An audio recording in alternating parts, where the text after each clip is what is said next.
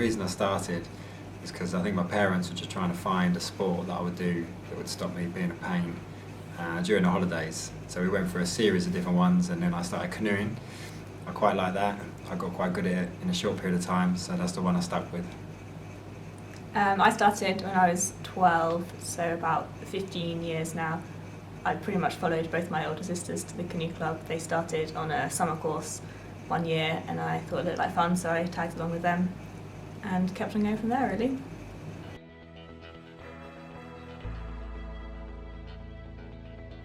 So it's only when I got to a high enough standard that allowed me to get selected for a development trip on a part of the British team, and then I realised that I might be able to make it into the squad. So it was at that point when I started racing for the first time at that higher level, then I thought I quite like this. I wanted to push on and make it into the full main team. I think for me it wasn't so much of an active decision that I made. When I went to university I stopped paddling completely, so when I got back I had a lot of spare time, a lot of hours to fill, so I started training again, and I think I surprised myself with how quick I could get back to sort of a reasonable level of where I was before, and from then on it became a bit more of a goal to do it a bit more seriously, so I sort of just fell back into it after university. I always wanted to, whenever I was trying to get back to the team, I'd always know the people who were in the squad. I know the fast people, and I wanted to be one of those people. And now kind of get to that level, I really want to try and push on, so I kind of get remembered as being one of the very good people in British canoeing, not just one of the also-rans. Yeah, I think sort of a similar thing. When I was a junior, I just about scraped into teams, but I was always making up the numbers rather than being there as a challenger. So then it became, I wanted to sort of be there on my own merit and not just because there was a spare space in the team.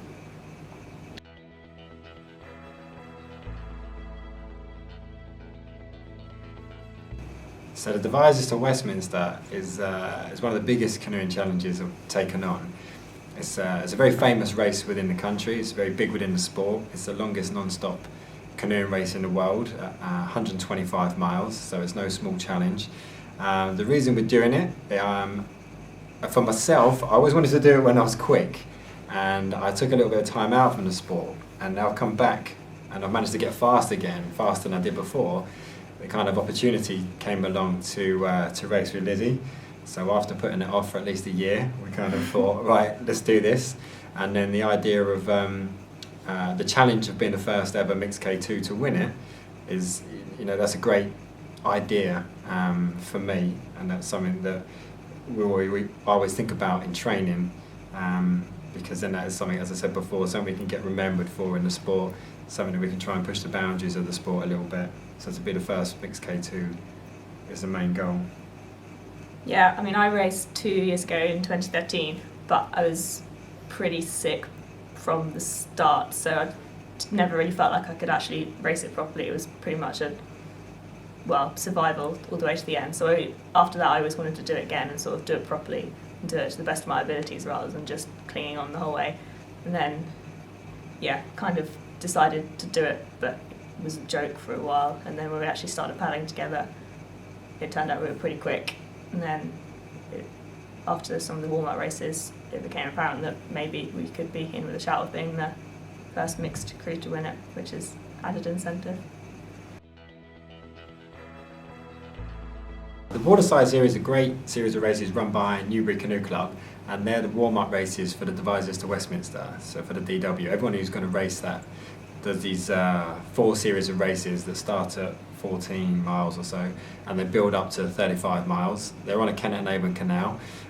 It's a chance for people to practice that part of the race. It's a chance for people to get an idea of what speed they're going to be doing for the actual DW itself. They've been racing a long time, and you've got everybody from fairly beginners into the sport right the way up to the British team paddlers often go and race these courses. And we had a pretty good run on the Waterside this year, so there's 4 races, and on each of them we managed to break the mixed record, which obviously gave us this mixed series record as well. And a part of that, we we started getting a bit maybe ahead of ourselves early on. We started having a look at what the senior series record was. So what's the senior series men's record? So after Waterside A, we knew we'd had a good race and it was in very good conditions. So we started to plan what we might need to do on the other times, on the other races, to try and be the fastest ever crew to do that. And then we knew after the second and third race that we'd set ourselves up with a great chance. And then on the fourth race, on Waterside D, we managed to beat the overall series record. We were the second fastest crew to do that course, and we managed to beat the series by 96 seconds. So we kept it pretty close, but I was really pleased to be the fastest crew to ever to do that.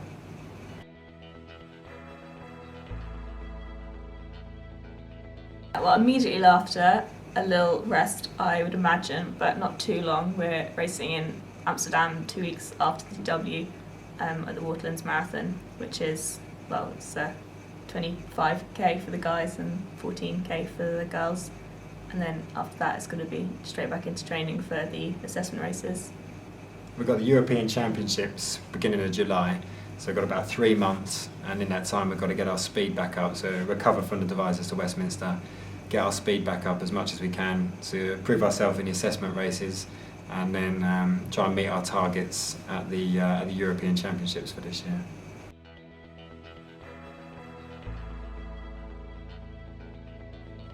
I work in a college just outside Chelmsford, work at Whistle College. One of the managers there. I run one of the faculties. As far as how easy is it to manage the work and the training, I find it quite easy because I love doing it. Anything you like doing, it becomes easy. So getting up at just after 5 o'clock in the morning, going training, finishing work and going training again. Not every morning's easy, especially when it's -2 outside and it's December, January time. But the majority of the time it's what I like doing, so that side of it works quite well. And I work as a database marketing analyst for a publishing company up in London.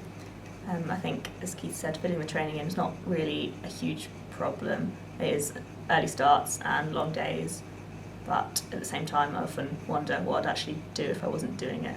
So yeah, it's pretty easy to fit in.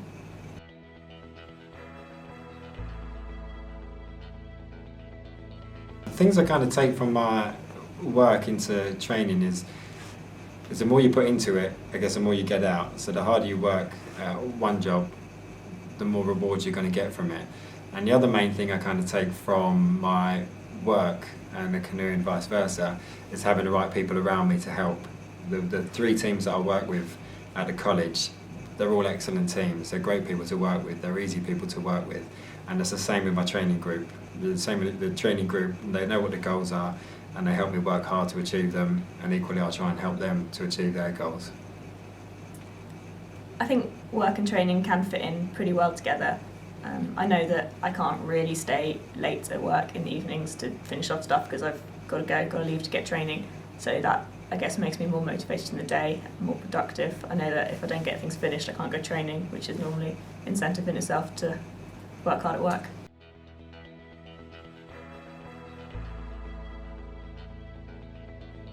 I think for me it would be knowing that you don't have to be good or you don't have to be the best when you're really young. I probably didn't race my first nationals till I was 16, which is quite late for the sport. I certainly wasn't one of the best when I was 16. Wasn't even really paddling properly when I was 14, 15. But a lot of the people who were paddling and who were miles ahead of me then aren't really in the sport anymore. So it's not something where you have to be the best from a really young age.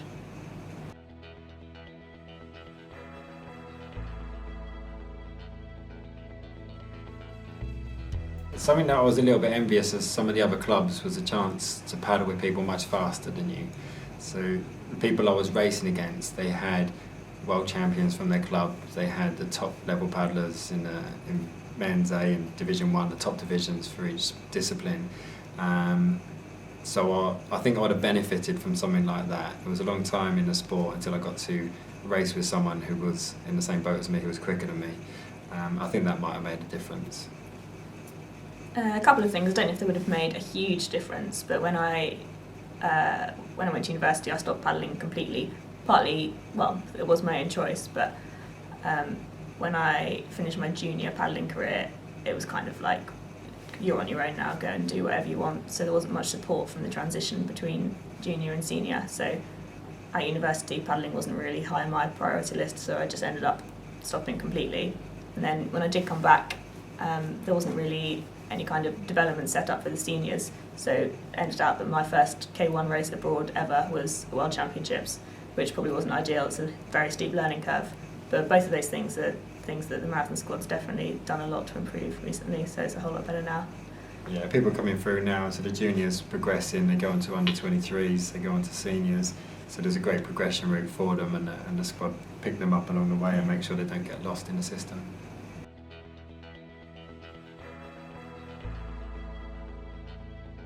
Advice to younger people is to kind of believe in your training group and what you're doing and what you're working towards. So you know what your training group is, you know who's above you know who's better than you. So try and learn from those people and then fight really hard until you're as good as they are. And as soon as you're as good as they are, pick the next level and then fight again until you get to where you want to be. So don't just be complacent in where you are. Don't think you're at the top of the sport before you are. Keep picking the next person who's above you, next person who's above you, and keep fighting until you get to that stage yourself. Yeah, I think working hard is probably the most important thing. You can be the best at your canoe club, but that doesn't necessarily equate to being the best anywhere else. So set yourself targets. Maybe it doesn't have to be an individual person, but maybe think I want to be faster than that group. And then when you've reached that group, always be thinking of who you want to be faster than this month, next year.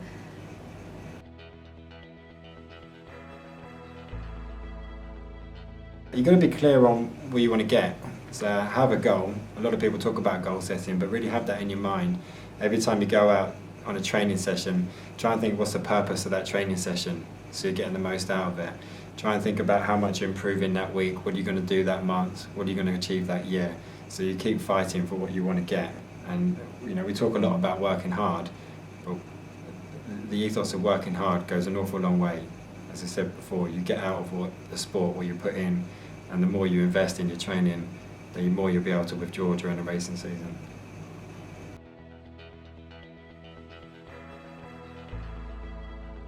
What I've found and got out of it so far already is working at a professional level.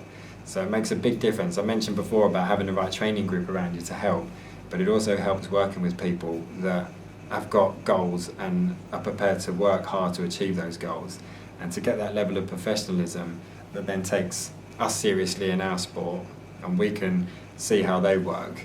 It starts to make a bit of a difference to how we approach our training, how we approach our racing, so that we look at every angle of our next race. We don't leave any stone unturned, we don't leave anything to chance. We make sure we're prepared properly for that, and that's something that we've picked up through working with the Gorely group, because we work with that professional level, and then that helps us to prepare properly for our races. I think it's also good to be able to take a step back and look at things from a non-canoeing perspective. From where we are, we're so involved in the sport 6 or 7 days a week that it's hard to see sort of beyond the confines of what we're doing. So to have help to look at it from a broader perspective is good.